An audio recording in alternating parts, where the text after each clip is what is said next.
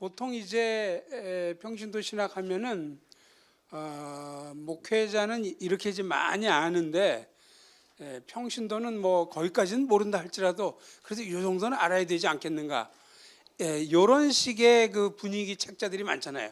그래서 평신도를 위한 뭐 저기 신학이라든가 이런 식. 저는 그 개념이 아닙니다. 그거보다는 제가 오늘 여기서 말씀드리고자 하는 것은 평신도가 도대체 누군가, 그 정체가 무엇인가, 이것과 또 이 평신도에게 맡겨진 목회자는 감당할 수 없는 그 사명이 무엇인가. 그래서 평신도의 정책 위상과 평신도의 사명, 이것이 제가 말씀드리고자 하는 평신도 신학의 요체다, 그렇게 얘기할 수 있습니다. 사실 평신도라는 말은 성경에 나오지 않습니다. 그런데 많은 학자들이 얘기하는 것은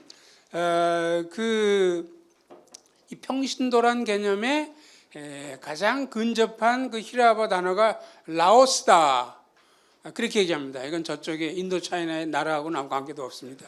라오스, 그렇게 할 때 하나님의 백성 전체를 지칭하는 지팡명사다, 이렇게 되어 있습니다. 그래서 이제 라오스가 사용되고 우리가 잘 아는 그 기절을 한번 이 라오스, 하나님의 백성 전체를 지칭하는 그런 의미에서 평신도 이 개념을 살리기 위해서 베드로전서 2장 9절 10절을 한번 이렇게 읽어보는 것도 좋겠죠. 그러나 너희는 택하신 족속이요 왕 같은 제사장들이요 거룩한 나라요 그의 소유가 된 평신도니 이는 너희를 어두운 데서 불러내어 그의 기이한 빛에 들어가게 하신 이의 아름다운 덕을 선포하게 하려 하심이라. 너희가 전에는 평신도가 아니더니 이제는 하나님의 평신도요 전에는 긍휼을 얻지 못하였더니 이제는 긍휼을 얻은 자니라. 이렇게 바꿔보면 좀 더 성경적인 그 의미를 좀 생각할 수가 있을 것입니다. 그러나 오늘날 이런 의미로는 평신도가 사용되지 않죠. 보통 안수받지 않은 계층, 뭐 집합적이든 개인이든 성직자가 아닌 경우 평신도다, 이 말이 지금 사용되고 있습니다. 여기 대해서 왜 그럼 이런 변화가 생겼느냐 물어볼 때 그 예전의 도시국가에서는 그 도시국가를 형성하는 두 계층이 행정관이 있었고 평민이 있었습니다. 저는 이게 빨갛게 지적하는 게 없으니까 여러분이 상상을 하세요. 아, 요렇게 하면은 이티 손가락 같이 이렇게 가가지고 저기를 한다. 기적이 일어났습니다. 그래서 행정관이 있었고 그다음에 평민이 있고, 근데 행정관에 해당되는 말이 클레로스, 이게 잘 안 맞네요. ET입니다. E에도 T가 있어요. 클레로스란 말이 있었고 평민을 라이코스 이렇게 얘기했습니다. 그래서 행정관은 다스리는 사람들이고 전문 지식을 갖춘 이런 사람들에 비해서 이들은 하층이고 전문 지식도 없고 문외한이고 이런 사람들. 그래서 클레로스, 라이코스 이런 말이 사용되고 있었던 거죠. 그런데 동시에 한 1세기 말부터 교회 내에도 이제 이원화가 생기기 시작했어요. 조금 전에 이재근 교수님이 이제 그 이야기하신 것처럼 성찬, 뭐 또 미사 집전자와 미사 참여자 요 둘 사이에 묘한 계층적 이원화가 생기기 시작했습니다. 그뿐만이 아니고 이러한 성찬 집전자에 대해서 행정관에 해당되는 클레로스, 이 개념이 도입이 되고 성찬 참여자에 대해서는 평민에 해당되는 라이코스, 이 개념이 들어와 가지고 이게 이제 완전히 고착화가 돼버린 거죠. 그래서 사실 이 행정관에 해당되는 클레로스란 말이 영어의 클러지의 어원이에요. 그러니까 그래서 영어의 클러지는 성직자를 얘기하는 거 아닙니까? 그래서 이렇게 하고 이게 고착화가 됐다는 거죠. 그러니까 그 다음에 그래서 이제 많은 어떤 분들은 평신도란 말 자체를 쓰지 말아야 된다, 이렇게도 얘기합니다. 저도 뭐 그런 게 동의를 잘 하는 건 아니지만 현실의 여건을 생각할 때 목회자가 대별한 그 계층을 평신도가 쓰는 이 용법을 완전히 버릴 수는 없습니다. 딴 단어도 없고 너무 혼란이 좀 많기 때문에. 그래서 저는 이 말을 그냥 쓰되 좀 조심해야 된다.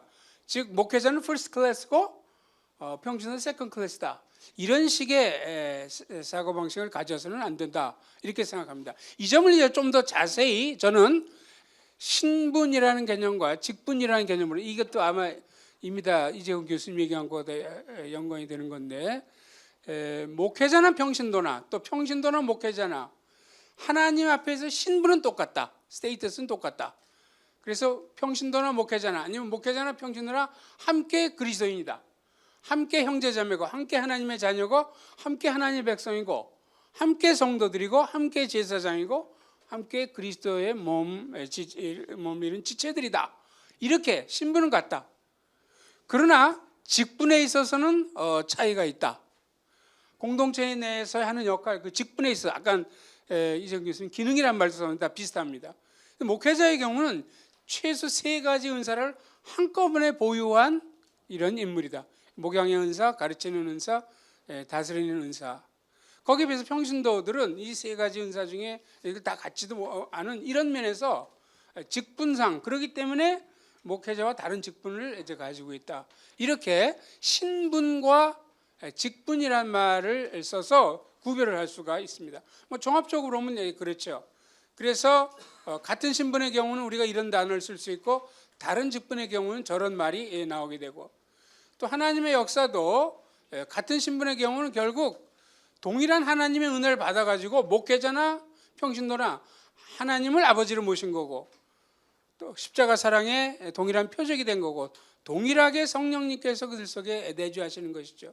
이것은 은혜의 개념으로 얘기할 수 있어요. 그러나 은사는 서로 다른 것을 받았다. 이미 아까 말씀드린 거나 같습니다. 그렇다면 결국 목회자와 평신도와 목회자는 하나님 앞에서의 신분은 동등하지만 공동체 내에서는 받은 은사에 따라서 직분이 다르다. 그렇게 이제 정리를 이제 할 수가 있다는 말이죠. 자, 그러면 이제 지금까지 저는 평신도의 뭐 위상이랄까 정체랄까 거기에 대해서 간략하게 이제 말씀을 드렸습니다. 이제부터는 평신도의 사명에 대해서 말씀을 드리고자 합니다. 여기 이 점을 이해하기 위해서 교회 신앙 공동체를 2가지 각도에서 모이는 교회와 흩어지는 교회로 나눠서 생각할 수가 있을 것입니다. 주로 모이는 교회에서는 목회자, 교역자가 이제 주도적인 역할을 하죠. 주일날 교회당에서 이러한 활동을 하면서 목회자가 중심이 된다. 목회자가 목회자로서의 사명을 감당한다는 것입니다. 그러나 흩어지는 교회의 측면으로 가면 달라져요. 이때는 평신도 일반 그리스도인들이 주도적인 역할을 합니다. 일반 그리스도인들이 방송국 PD로서 뭐 회사 근무자로서 뭐 미화부로서 뭐 식당 운영자로서 이런 식으로 이제 그래서 이들은 바로 세상 속에 흩어 들어가 가지고 바로 거기에서 하나님 나라의 사명을 감당하는 하나님의 다스림을 실제로 구현내는 이런 독특한 사명을 갖고 있다는 거죠. 이 사명은 목회자들은 감당할 수 없는 사명입니다. 목회자는 이미 모임 공동체에 여기에 이제 주력을 하기 때문에 그래서 이 평신도들은 그 사명에 있어서도 목회자와 달리 그들만이 할 수 있는 이 독특한 사명을 가졌다는 점 이것을 강조하지 않을 수가 없는 거죠. 그러면 이렇게 세상 속에 흩어지는 이 평신도 계층은 목회자가 감당할 수 없는 독특한 하나님 나라의 사명을 세상 속에서 감당을 하게 되는데 이것을 제대로 할 수 있으려면 저는 3가지 의식이 갖춰져야 된다. 즉 예배의식, 선교의식, 소명의식 이 단어를 이제 3가지를 열거를 이제 했습니다. 자, 예배의식이라는 건 뭘까요? 보통 우리 예배 드리면 그 전례를 사용해 가지고 찬양을 하고 기도를 하고 뭐 설교가 있고 성례가 있고 이제 그런 식으로 생각하지 않습니까? 여기에서 말한 예배의식은 그런 것은 아닙니다.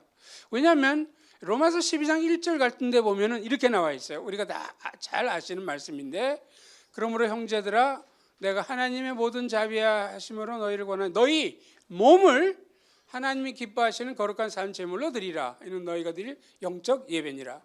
우리의 주목을 먼저 끄는 것은 너희 몸입니다. 몸은 물론 그 whole person, 소위 전인격이다. 주석가들이 그렇게 해석을 하면 조금 더 확실하게 얘기하지만 어떤 주석가는 전인격일 뿐 아니라 세상 가운데 있는 존재로서의 인간을 가리켜서 몸이라고 표현했다. 이 몸을 산제물로 바치는 것이다. 그래서 몸을 산제물로 바친다고 할 때 세상 가운데 있는 존재로서 예배를 드리는 것이기 때문에 이것은 매일의 삶 가운데 부딪히는 그 구체적인 현실 가운데서 몸을 통해서 이 체현에 내므로써 자신을 드리는 이러한 예배의 개념이 있다. 이것을 제가 예배 의식이다 이렇게 얘기한 것이죠. 이러한 예배 의식은 보통 주일에 모여서 드리는 것과는 차이가 있죠.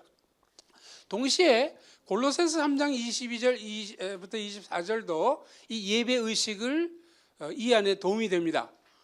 거기 보면은 바울 사도가 그 종들에게 권면하면서 모든 일에 육신의 상전에 순종하라 이렇게 되어 있고, 오직 주를 두려워하여 성실한 마음으로 하라.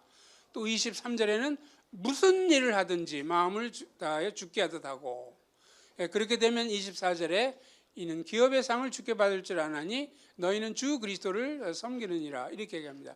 여기서 바울 사도는 종들이 하는 모든 일, 또 무슨 일, 이런 식의 이제 표현을 함으로써 그 종들이 하는 일이 비천하다 할지라도 올바른 자세로만 하게 되면 그것이 그 그리스도를 섬기는 것이다.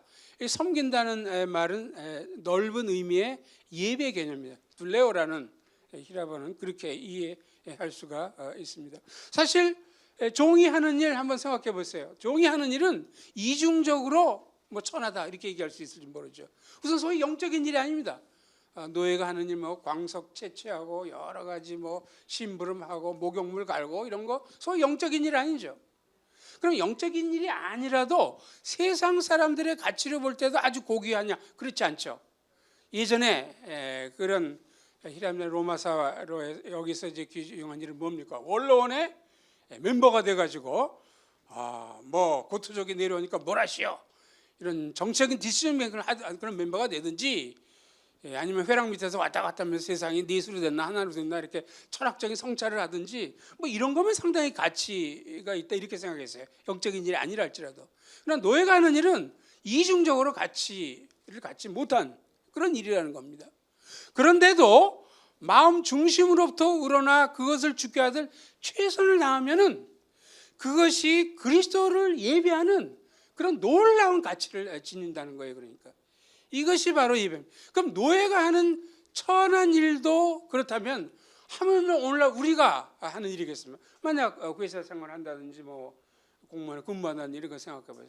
뭐 팩스 보내고 서류 뭐 기한 작성하고 또 여러 가지 그 판적 업무 수행하고 이런 일들도 마음을 다해 주께 하듯 올바른 자세를 하게 되면은 그 그리스도를 섬기는 이런 예배의 가치를 발휘한다는 것. 이것이 제일 먼저 평신도의 사명이 이루어지기 위한 첫 번째 사항인 예배 의식입니다. 그 다음에 두 번째로 여기 나와 있는 것처럼 선교 의식. 선교 의식도 역시 초문화 사역자들이나 보통 선교하면 그렇게 많이 생각하지만 여기에서는 이제 그런 뜻이 아닙니다. 선교 의식을 형성하는 중요한 단어가 아포스텔로란 말인데 보내다 이런 말이죠. 특별히 이제 요한복음의 두 곳에 이 단어가 이제 나타나 의미가 이제 개진되고 있는데, 예를 들면 요한복음 17장 18절 보면 아버지께서 나를 세상에 보내신 것 같이 나도 그들을 세상에 보냈다. 부활하시고 나서도 너희에게 평강이 있을지어다 아버지께서 나를 보내신 것 같이 나도 너희를 보내노라. 이렇게 돼 있어서 이 보낸다라는 말을 중심으로 이 세 요소가 이제 등장을 하게 됩니다. 하나는 보내는 이가 있고, 보냄받는 그 대상이 있고, 보냄받는 그런 장소가 있습니다. 그래서 어떨 때는 성부가 성자를 세상으로 보냈다. 앞에 부분 그렇게 돼 있고, 뒷부분으로 가면 그리스도께서 그들을, 즉 사도들이죠. 사도들은 또 교회의 터기 때문에 교회고 우리 크리스천들을 세상 속으로 보냈다. 이 세 요소가 나타나는 거죠. 이것을 성부와 이제 성자의 관계에서 본다면 소위 말하는 원형과 모형으로 얘기할 수 있습니다. 성부께서는 성자를 세상으로 보내셨는데 이게 원형으로 해가지고 성자께서도 사도들 또 교회와 우리 그리스도인들을 세상 속으로 보내시는 것이다. 즉 우리는 세상에 그저 막 우연히 사는 것이 아니고 이렇게 보내심을 받아서, 부활하신 그리스도가 보내심을 받아서 세상 속에 사는 것이다. 이것이 이제 선교 의식의 그 핵심이겠죠. 이 선교 의식에는 세 가지 원리가 이제 내면화되는 것이 필요합니다. 그리스도인은 세상을 삶과 신앙생활의 현장으로 받아들여야 합니다. 우린 보통 신앙생활의 현장을 자꾸 교회당에게만 국한시키는 경향이 있어요. 뭐 그것도 이제 신앙생활의 현장이겠죠. 그러나 훨씬 많은 것은 이 세상 자체입니다. 여기가 그리스도께서도 세상으로 보냄받아서 세상 속에서 활성화했잖아요. 그러나 이제 세상에 살다 보면은 세상 정신에 물들기가 쉽습니다. 이것을 세상에 속한다 이렇게 얘기하는데, 세상에 살면서도 세상의 풍조와 시류에 동화되지 말아요. 이게 두 번째 원리죠. 그러면 어떻게 하면 세상 속에 살면서도 세상의 시류에 동화되지 않고 세상에 속하지 않을 수가 있느냐? 여기 셋째 원리가 나타납니다. 그리스도인이 세상에 살면서도 세상에 속하지 않으려면 자신이 세상 속으로 보냄받은 존재임을 지속적으로 상기해야 한다. 주님께서도 그러셨어요. 세상에 살면서도 나는 세상에 속하지 않았다. 그러면서 주님께서 계속 강조하신 것은 요한복음에 보면은 내 양식은 나를 보내신 이의 뜻을 한다. 그냥 하나님이 이렇게 얘기하지 않고 나를 보내시니, 나는 보내심을 받았다. 이런 걸 계속 이야기하는 걸 볼 때 주님께서도 이 셋째 원리가 내면화된 것을 알 수 있습니다. 그래서 모든 그리스도인들이 세상 안을 터전으로 삼으면서 세상 정신에 물들지 않고, 즉 세상 속으로 보냄받는 의식을 가지고, 그것이 가정이든 우리의 직장이든 연구소든 사회 현장이든 나는 주님의 보내심을 받았기 때문에 지금 이 자리에 있다. 이 의식을 가져야 된다는 것이죠. 이것이 바로 선교 의식입니다. 마지막 세 번째로는 소명 의식입니다. 역시 소명도 과거에는 전통적으로 목회자 또 해외 선교사와 이제 소명을 연관을 시켰죠. 그러나 이것도 역시 아까 이재근 교수님이 한 것처럼 이미 소명 의식에 대한 것은 종교개혁 때 다 얘기가 된 거죠. 고린도서 7장 11절에 보면 오직 주께서 각 사람에게 나누신 대로 하나님이 각 사람을 부르신 그대로 행하라, 이렇게 이제 되어 있습니다. 요 고린도서 7장 17절이 우리말로 읽으면 좀 명료하지가 않습니다. 그래서 거기 제가 NIV 그 1984년 판을 좀 거기 적어놨는데 이렇게 나와 있어요. Each one should retain the place in life. 각 사람은 삶의 위치, 삶의 자리, the place in life, 이것을 견제해야 된다. 이것을 그대로 보유하고 있어야 된다. 근데 이 the place in life를 꾸며주는 두 가지 절이 나오죠. 첫째는 that the Lord assigned to him. 이 삶의 위치라는 것은 주님께서 그에게 배당하신 것, 주님께서 그에게 할당하신 것이다. 그 다음에 또 한 가지는 to which, the which가 바로 the place in life죠. God has called him to the place in life. 하나님이 그걸 부르셔가지고 이 삶의 위치로 향하도록 이렇게 하셨다는 거죠. 그러니까. 그래서 요것이 바로 두 번째, 삶의 위치로 하나님이 우리를 부르셨다. 그래서 삶의 위치가 우리의 소명이다 개념이 여기에서 이제 나오는 겁니다. 그 다음 페이지로 넘어가 보시면, 그래서 루터나 켈빈이 전부 그렇게 해석을 합니다. 그러나 이제 최근에 들어서 이제 이걸 반대하는 해석들이 뭐 있는 건 이제 사실이지만, 그렇지만 그 반대가 그렇게 주석적으로 완전히 그 타당하다 저는 개인적으로 그렇게 생각하지 않습니다. 그리고 올나 월터 같은 이런 사람들이 이렇게 해석을 합니다. 부르심이란 말은 신약에서 언제든지 성령의 유효적 사역을 뜻한다. 이건 무슨 말이냐면 부르심이란 건 주로 영적 부르심을 얘기한다는 거죠. 우리를 구원으로 부르시는 걸 주로 얘기한다는 거죠. 그러나 그 다음 말이 중요합니다. 그러나 이곳에서는, 즉 고린도서 7장 17절이나 7장 20절에서는 그런 뜻이 견지되기가 힘들다. 많은 주석가들은 이곳에 있는 단어에 대하여 기계공의 소명이나 농부의 소명을 거론할 때 같이 소명, vocation이라는 의미를 부여하지 않는데 동의한다. 이것이 저는 훨씬 타당한, 엑스제티컬하게 타당한 해석으로 이제 생각을 이제 합니다. 그래서 이렇게 우리는 삶의 위치로 부르심을 받은 것입니다. 그럼 이 삶의 위치라는 것을 이제 자세히 설명하면 이제 어떻게 될까요? 그다음에 여기 뭐 여러 가지 삶의 위치란 가정이나 사회, 세계 공동체 구성원들, 여기 뭐 백성, 남편, 아내, 뭐 여기 회사원, 정치인, 뭐 여러 가지로 이 삶의 위치에 해당되는 이런 포괄적인 개념으로 얘기를 할 수가 있습니다. 그렇기 때문에 우리는 꼭 목회자나 선교사가 아니라 할지라도 우리의 세상 속에서 맡은 크고 작은 일들, 전업주부면 전업주부로서, 회사원이면 회사원으로, 군인이면 군인으로서 다 삶의 위치를 가지고 이것이 하나님의 부르심이고 소명이라는 것이죠. 이것이 바로 소명의식의 기본 개념입니다.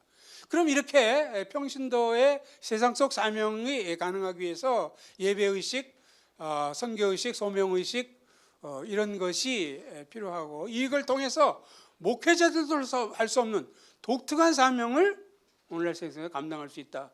그것이 평신도 신학의 두 번째 요소라고 얘기할 수 있습니다. 자, 그러면 제가 말씀드린 이런 평신도 신학이 한국교회 내에서 얼마나 이제 잘 받아들여지고 있는가? 좀 제가 부정적으로 얘기하는지 모르지만 사실 좀 암담한 측면이 이제 없는 것은 아닙니다. 우선 목회자들의 경우 지금 말씀드린 이런 평신도 신학 두 가지, 평신도의 정체, 평신도의 사명에 대해서 개인적 확신, 신념을 품은 분들이 이렇게 많지 않는 것을 이제 발견하게 됩니다. 우선 무지하고 잘 모르고 관심이 없는 분들도 많고요. 많은 분들은 또 그냥 평신도 하면 이 교회 성장의 수단으로 제자 훈련 시켜가지고 어떻게 교회 성장, 이런 식으로 평신도를 많이 생각합니다. 또 어떤 분은 그런 제자 교회 성장하고 또 여기서 말한 종교가 한번 접합을 시도해 보겠다. 이것도 어설프고 어줍지 않은 그런 일이죠.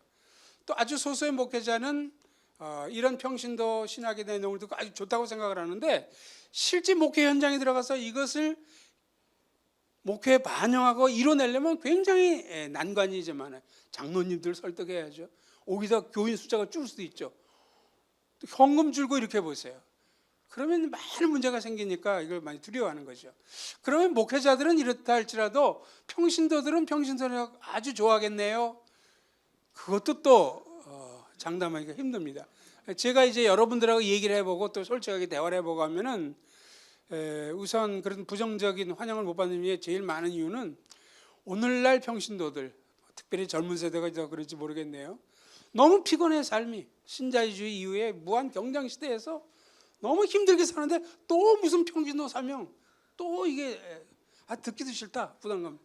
굉장히 이렇게 생각하는 분들이 많아요. 두 번째로는 처음에 평신도 신학에 귀가 반짝합니다. 왜냐하면 목회자와 평신도는 신분이 같다 그러니까 와, 신분 상승다 하고 좋아하는데, 그 다음에 이제 사명으로 들어가가지고 예배의식을 가져야 되고 뭐 이렇게 선교의식 가지고 살아야 되고 이러면은 상당히 이제 대가가 크게 여겨지고, 처음에 좋아하다가 떨어져 나서 굉장히 많아요. 세 번째는 정말 삶 속에서 이걸 시행하다가 뭐 회사의 구조학의 문제라든가 뭐 여러 가지 서포트를 못 받는가, 목회자들이 그걸 지지를 잘 안 해주거든요. 교회 내에서도 이런 것들이 뒷걸을 치는 사람이 많아서 실제로는 평신도들도 환영을 전폭적으로 하고 있는 것은 아닙니다. 그럼 이제 그만두잔 말이냐? 전 그런 뜻은 아닙니다. 목회자들이나 평신도들이 현재로서 이런 그런 면에서 좀 암울한 면이 있지만, 그럼에도 불구하고 이것이 하나님 말씀의 중요한 원리고 올바른 신학의 가르침이라면은 이런 장벽이 있다 할지라도 우리는 이 평신도 신학의 이 내용을 한국교회 내에 실현하도록 그렇게 노력을 해야 될 것이다. 그렇게 생각합니다. 감사합니다.